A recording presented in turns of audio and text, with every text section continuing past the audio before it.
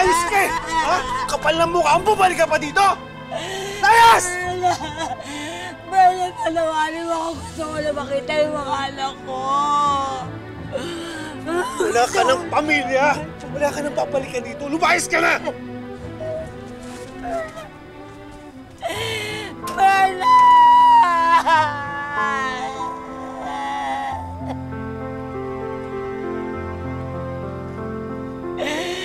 Gusto ko lang humingi ng tawad sa mga anak.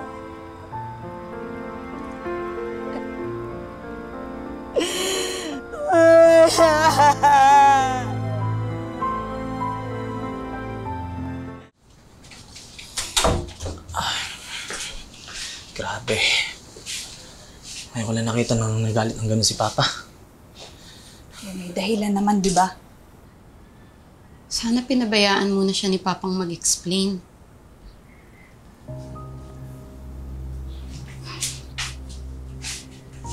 Kahit ano pang paliwanag ang gawin ni Mama, hindi na yung papakinggan ni Papa. Kasalanan rin naman niya yun. Iniwan niya tayo. Baka gusto na niyang bumalik. Wow ah. Ganun lang ba kadali yun? Ha? Ano? Bakasyon lang siya? Ang point ko lang, sana pinakinggan muna natin yung gusto niyang sabihin.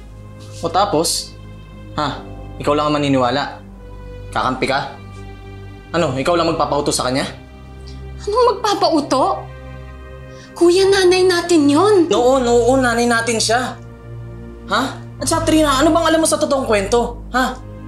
Wala ka namang ibang ginawa kundi umiyak lang na umiyak at hanapin siya. Kaya nga gusto ko maintindihan lahat yun. Ano ba, Kuya? Tama na yan.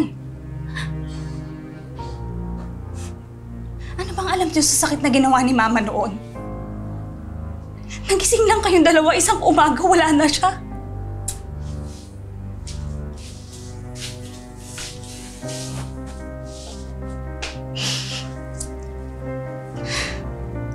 Pero ako,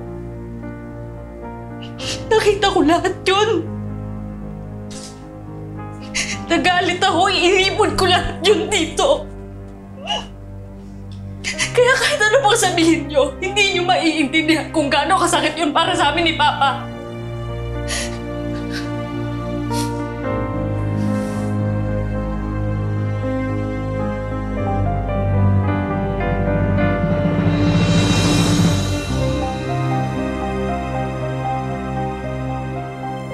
Nakikita at nararamdaman ni Leia ang pagsisisi ng kanyang ina. Pero ang hapdi ng sugat na iniwan ng kahapon ay hindi pa rin nawawala sa puso ni Leia. Sa kabila nito, hindi pa rin sumuko si Rose sa kanyang kagustuhang tanggapin siyang muli ng kanyang mga anak.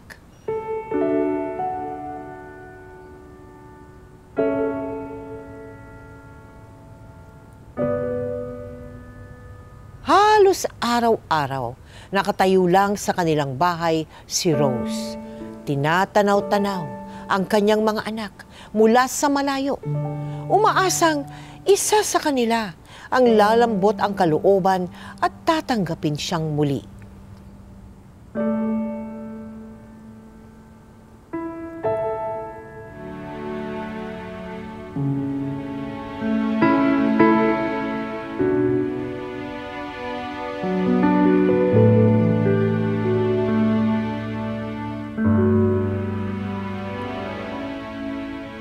Ma?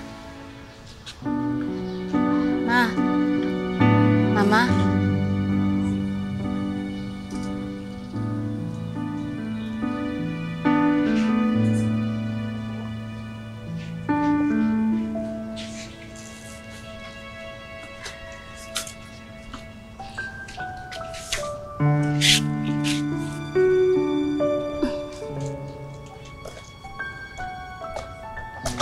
Kain na muna kayo, Ma.